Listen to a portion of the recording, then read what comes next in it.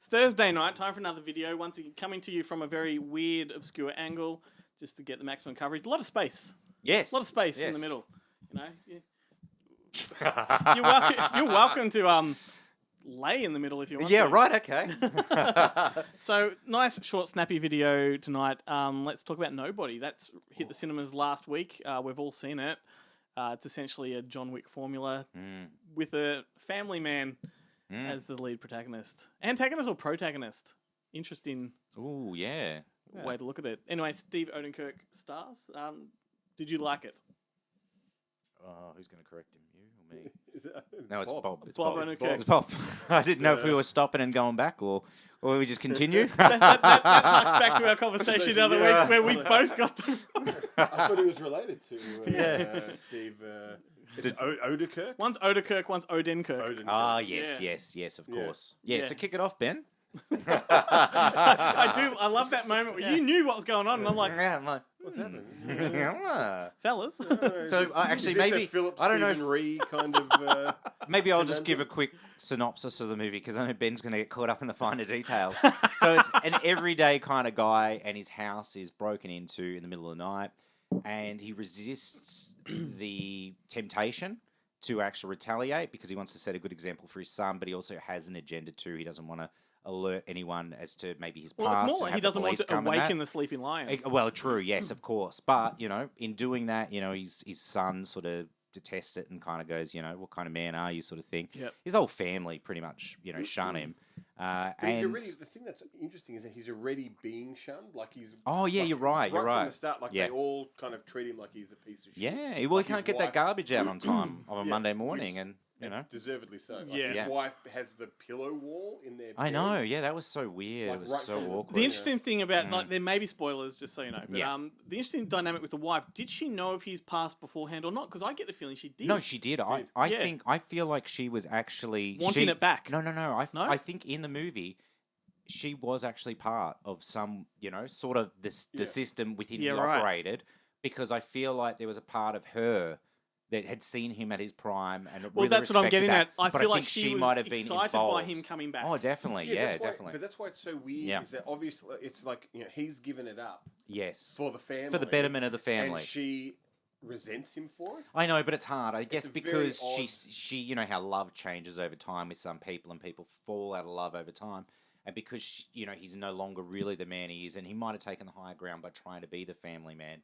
It's still wanted deminimized his both. masculinity Yeah. and all these sort of things in her eyes. Yeah, she did. She wanted both, but yeah. So subsequently, it weighs on him, and the fact that they steal his daughter's bracelet, her kitty cat bracelet.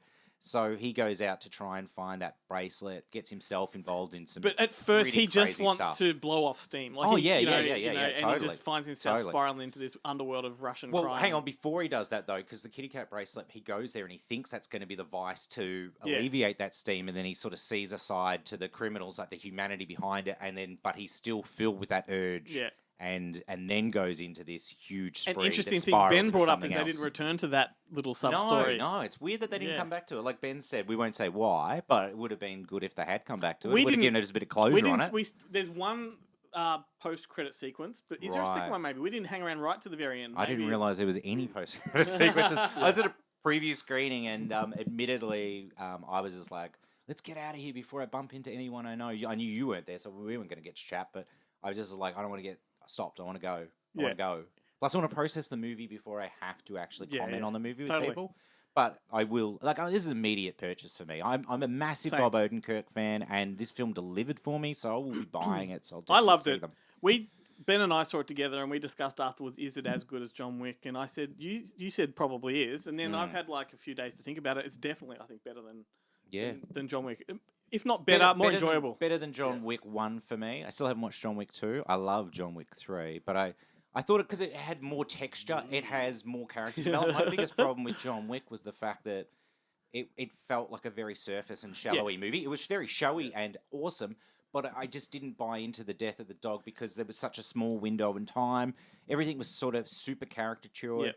and he was sort of just such a empty sort of nothing presence, and everything else that was amazing about it was very. That's why it was more amazing. clever to make that thing he's attaching himself to a bracelet. Like Yeah, it just yeah, it makes absolutely. more sense to me. Yeah, But totally. Yeah, it is arbitrary. Yeah. Like, Yeah. That's the thing with both those course. movies. Yeah. Like the crime is like accidental, which is Yes. the one aspect of those films that I don't like is that of course. it's like it's always a random encounter. Yeah. Like, Yeah. there's no reason behind it. Like Yeah. it's just these, which I guess is maybe That's real life. but it just- Real life. I You know, just it's feel full like- of random encounters that lead But to look, once bigger and better once things. the ass kicking kicks off, Mm. it's just relentless. It's and relentless yeah. and amazing, well choreographed. And I read that Bob Odenkirk, well, actually, I actually heard Bob Odenkirk talk about it because he was talking about it's one of those GQ things. Yeah, I they talk saw about that. all the roles. I saw that. 2 years. Yeah. 2 years he spent preparing and training to do this movie, and I was like, you know, he had that physique and all that skill hidden underneath those outfits in Better Call Saul, and Yeah. you're like just raging to come out. For But, sure. Yeah. And I was talking to Scott, who's an editor of mine at Stack Magazine, because I did the review for it. And he read in my review and he sent me a text saying, Michael Ironside? I'm like, yeah. He goes, who was Michael Ironside? I said, the big fat bastard. Yes. Like, unrecognizable. So unrecognizable. It was crazy. I mean, that was a great moment where he punches the son? the asshole brother, The brother-in-law? Brother-in-law. Yes. You're like, fucking oath. And when the dad's just Yes. like, I've got all this gold, he's like, no. Yeah, Yeah. no, Sold. yeah. But what about me? What happens to me? I don't care. Great, man. Great. Yeah, and like Christopher Lloyd, fantastic. What a Incredible. scene stealing role. Yes, Yeah. and we were saying too afterwards, the post-credit sequence has Christopher Lloyd and RZA in a van driving off to an unknown location together with all of their arsenal. What a spin-off movie that Man, would be. Yeah. that is a movie. Yeah. That's the Hobbs and Shaw movie. Yeah. That's the movie I want to see. That spin-off movie. The Odd Couple meets Hobbs and Shaw. Oh, man.